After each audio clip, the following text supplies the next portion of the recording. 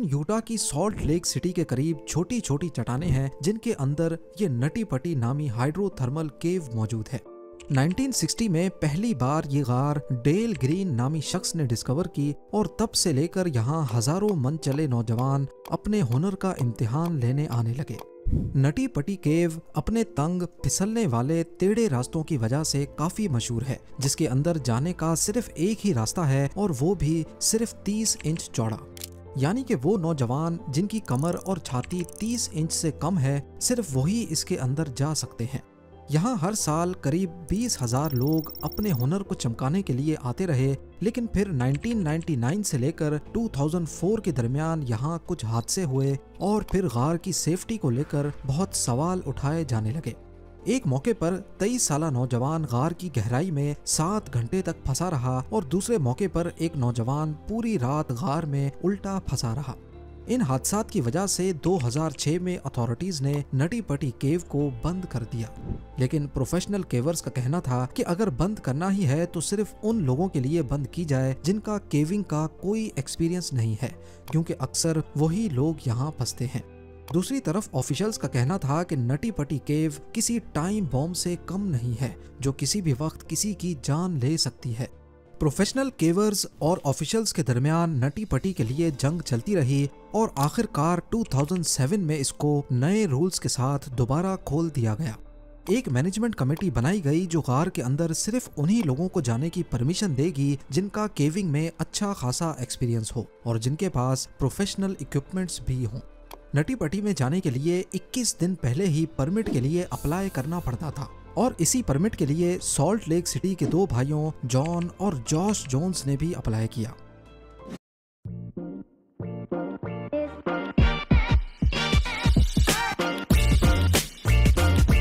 किया 24 नवंबर 2009 को रात 8 बजे 26 साला जॉन जोन्स अपने ग्रुप के साथ नटी पटी केव सिस्टम में दाखिल हुआ। दोनों भाइयों को केविंग का पहले कुछ एक्सपीरियंस तो था, लेकिन नटी पटी में वो पहली बार जा रहे थे। गार के अंदर जाने के 1 घंटे तक सब कुछ नॉर्मल रहा, जिसमें उन्होंने सबसे बड़ी कैविटी को एक्सप्लोर किया जिसको बिग स्लाइड कहते हैं। यही वो पॉइंट था जब जॉन, जॉश और दूसरे 2 दोस्तों ने गार में मजीद डीप जाने का खतरा मोल लिया, यानी केव का सबसे मुश्किल हिस्सा जिसे बर्थ कैनाल कहते हैं। बर्थ कैनाल इतना तंग है कि आज तक बहुत ही कम लोग इसके करीब जा चुके हैं। ना सिर्फ इंतहाई तंग बल्कि इसका रास्ता ढूंढना भी काफी मुश्किल है। माजी में भी कई लोग बर्थ कैनाल के रास्ते में फंस चुके थे, लेकिन जॉन, उसका भाई और 2 दोस्त काफी फिट थे, तभी उन्होंने बर्थ कैनाल तक जाने का फैसला किया, जबकि बाकी टीम मेंबर्स पीछे ही रहे। बर्थ कैनाल तक जाने का आइडिया भी असल में जॉन का ही था, इसी वजह से वो इन सब से आगे आगे था। रास्ता इतना तंग था कि जॉन अपने पेट के बल रेंग रहा था, ये सोचकर कि वो बर्थ कैनाल के रास्ते में दाखिल हो रहा है, जबकि वो अनजाने में एक गलत टर्न लेकर कॉक स्क्रू नामी रास्ते में चला जाता है। ये वो जगह थी जहां सबसे दुबले पतले केवर्स ही जा सकते थे। गार के मैप में देखा जाए तो ये वो रास्ता था जहां जॉन को राइट बर्थ कैनाल की तरफ जाना था, जबकि उसने लेफ्ट टर्न ले लिया। वो जैसे ही आगे बढ़ा, रास्ता मजीद तंग होने लगा और अब वो पीछे नहीं मुड़ सकता था, पर वो आगे बढ़ता गया इस उम्मीद में कि शायद आगे रास्ता थोड़ा चौड़ा होगा और वो वहां से वापस मुड़ जाएगा। आगे उसको नीचे की तरफ एक जगह नजर आई और यहाँ जॉन को लगा कि शायद वो यहाँ से वापस मुड़ सकेगा। यहाँ मामला काफी बिगड़ गया, क्योंकि बदकिस्मती से जब वो 10 बाय 18 इंच के इस रास्ते में दाखिल हुआ तो आगे एक डेड एंड था और अब जॉन वॉशिंग मशीन जितनी जगह में उल्टा फंस चुका था। उसका सर नीचे, टांगे ऊपर और जगह इतनी तंग कि उसके हाथ भी बॉडी में दब रहे थे, यानी वो हाथों का इस्तेमाल भी नहीं कर पा रहा था। जॉन ने कई बार यहाँ से निकलने की कोशिश की, लेकिन एक बार भी कामयाबी नहीं मिली। अब इस वक्त जॉन ने अपने भाई को आवाज देना शुरू कर दी। कुछ मिनटों के बाद जब जॉश वहां आया तो उसको जॉन की सिर्फ टांगे नजर आईं। पहले उसने अपने भाई की इस हालत का मजाक बनाया, लेकिन जब उसको इस संगीन हालत का अंदाजा हुआ तब जॉश भी घबरा गया। जॉश ने भाई की टांगों को पकड़कर कई बार खींचा, लेकिन इससे मामला और खराब हो गया, क्योंकि अब जॉन ज्यादा नीचे चला गया। जॉन उल्टा फंसा हुआ अपनी बॉडी को बिल्कुल भी नहीं हिला पा रहा था, इस पॉइंट पे दोनों भाइयों को लगा कि अब उनको प्रोफेशनल हेल्प की जरूरत है। अब मसला ये था कि 911 कॉल करने के लिए गार की इस गहराई में मोबाइल सिग्नल भी नहीं थे। तभी जॉश को बाहर आना पड़ा और कॉल करके वो वापस अपने भाई की लोकेशन पर पहुंच गया। करीब 3 घंटे बाद पहली रेस्क्यू टीम मौके पर पहुंच गई। ये सूजी मोटोला थीं जिन्होंने 2 घंटे तक जॉन को बाहर निकालने की कोशिश की, लेकिन जॉन उनकी उम्मीद से ज्यादा बुरी तरह फंसा हुआ था। जगह इतनी तंग थी कि सूजी ने जॉन की जीन्स भी काटी ताकि 1 आधा सेंटीमीटर और ज्यादा जगह मिल सके, लेकिन इससे भी काम नहीं बना। आखिरकार सूजी भी एग्जॉस्ट होकर वापस बाहर आ गई। बाहर जॉन की बीवी, उसकी बेटी और रेस्क्यू टीम के 30 लोग और भी पहुंच चुके थे। वो सारे जॉन को बाहर निकालने के मुख्तलिफ तरीकों पे गौर कर रहे थे, जिनमें एक तरीका उसकी टांगें काटने का भी था। लेकिन आखिरकार उन सब ने रस्सियों और पुली सिस्टम के इस्तेमाल पर इत्तफाक किया, जिसको जॉन की टांगों पर बांधकर खींचा जाएगा।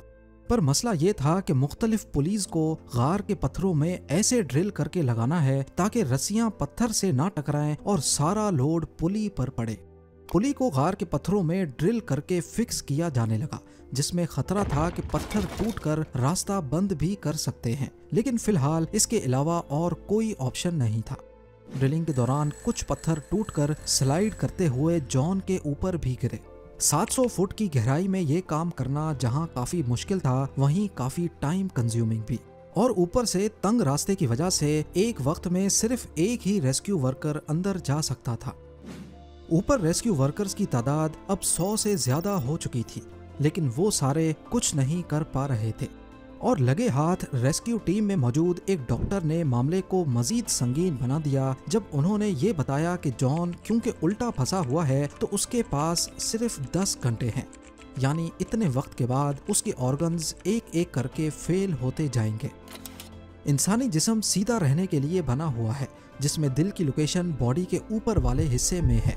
हार्ट पंप करके पूरी बॉडी को खून सप्लाई करता है और तकरीबन 80% खून नीचे वाले हिस्सों को सप्लाई होता है, जहां ग्रेविटी की मदद से सप्लाई आसानी से पहुंच जाती है।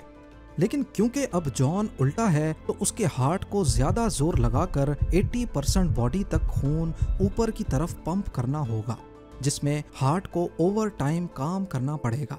डॉक्टर का कहना था कि इससे जॉन को किसी भी वक्त हार्ट अटैक आ सकता है। ये जानने के बाद रेस्क्यू वर्कर्स ने जॉन को कम से कम सीधा करने के लिए कोशिश और तेज कर दी।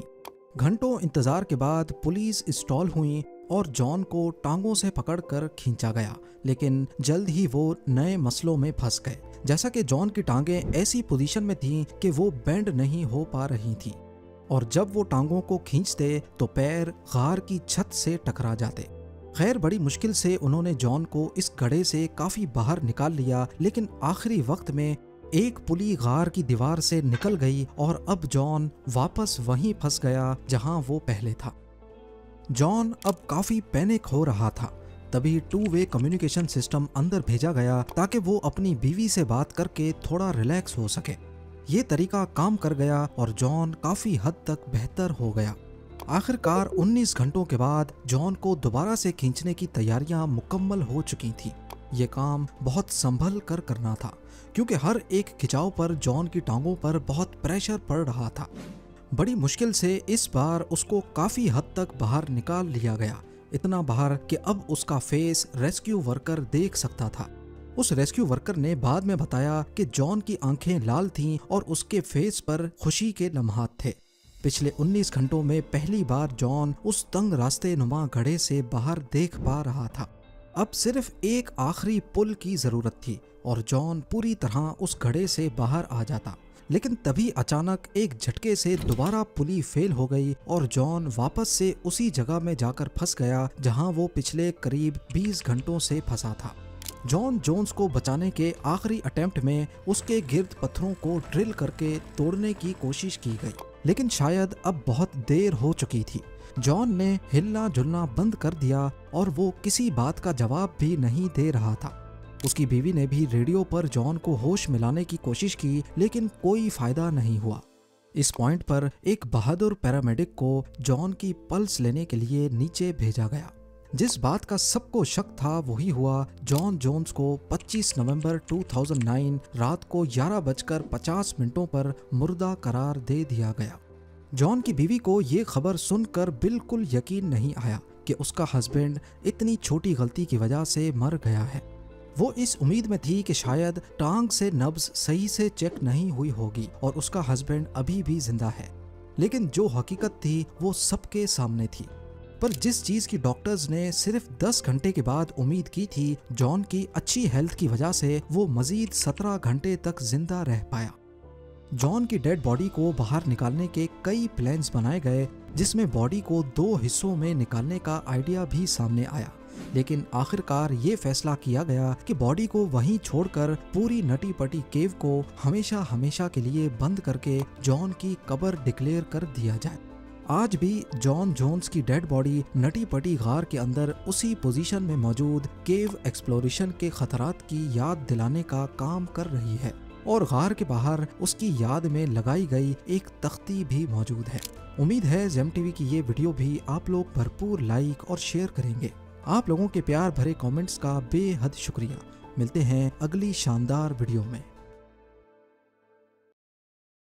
Millions of people invest in stocks and commodities, thousands make a living at it, and only hundreds achieve their ambition.